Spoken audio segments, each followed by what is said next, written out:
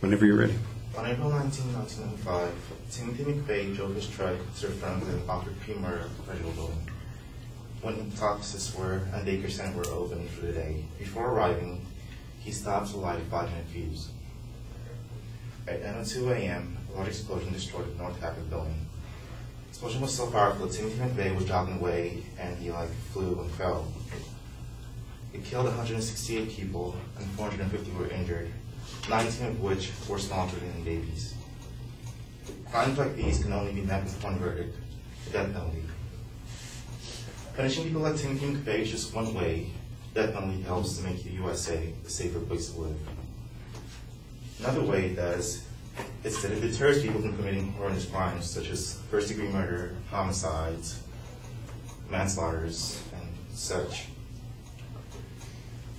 If they know they're going to be put to death for crimes they commit, such as manslaughter, they would be afraid of the consequences, which would make them not do it. If they don't fear the consequences, they would commit whatever crime they saw fit to commit, and it would make the USA a less safer place. And without the death penalty, the law firms would lose their jobs. The defense and prosecution law firms that work towards those who are going to death row would be jobless. And an example of this is that on April 3rd, 2011, the New York Times wrote that 3 dozen workers lost their jobs and were to be laid off because the death penalty ban was averted in Illinois.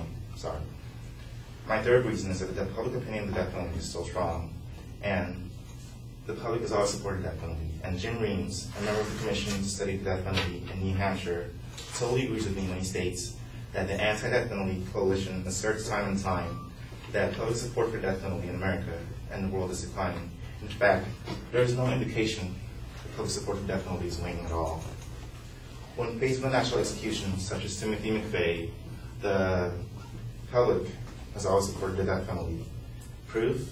Public opinion polls following the execution of Timothy McVeigh for blowing up more than 160 men, women, and children in a terrorist act in Oklahoma showed that over 80% of the public supported this.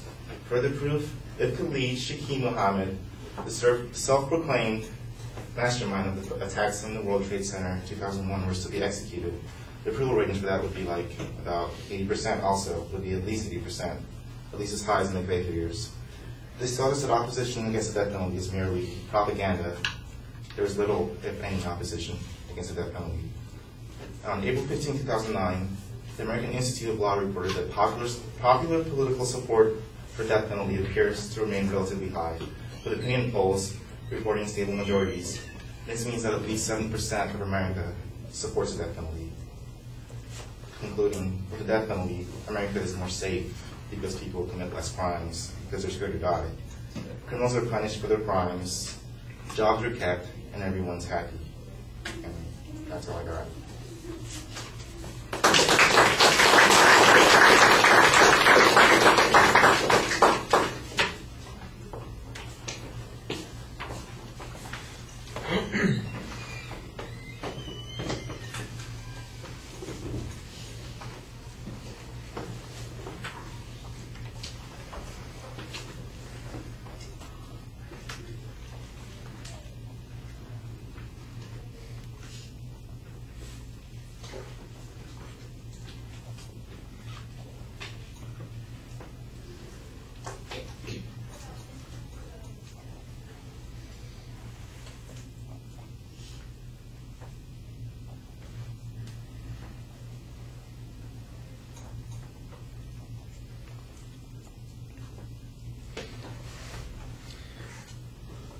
All right, I'll tell you what, if you took that last paragraph in your presentation and you made that the opening paragraph of your presentation, your speech would be a heck of a lot clearer.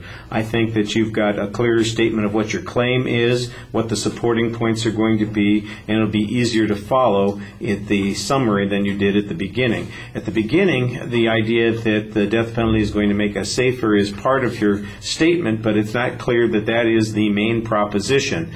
It's clear that all of the supporting points that you're presenting, know they are a way that you're trying to advance that particular claim, but it's not clear how they ultimately lead to that particular propositional statement. So I think you're a little bit all over the place during the presentation.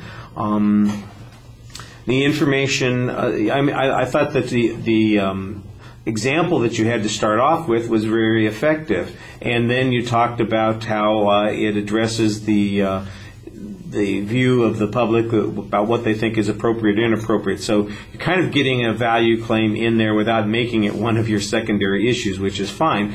We need to know, for instance, what makes you think that it deters crime. I don't have any information that says that it deters that kind of crime. I got a lot of information that says people think that it's an appropriate punishment, that they'd like to see Khalid Sheikh Mohammed get the death penalty, that they thought it was perfectly fine that Timothy McVeigh got the death penalty. But what I don't have is any information that suggests that it works, that it produces less crime or keeps us safer as a consequence. And that's really the crux of your argument. So you need to develop some information on those points. The notion that the death penalty, if it goes away, is going to create unemployment, I think is a little bit of a stretch. Some people in some office, they're going to be displaced because they're not having to deal with death penalty cases anymore. I'm not exactly sure that unemployed lawyers is something that most people are going to have a sleepless night over. So you probably don't want to include that point as one of your justifications. I think that there are better arguments to be made here, but you need to find the evidence that supports those points. And like I said, I thought that it was much clearer at the end of the speech than it was at the beginning. And that helps a little bit, because it helps remind us, here's the point that I'm trying to make. And so you have a very good finish for the presentation. All right, thank you.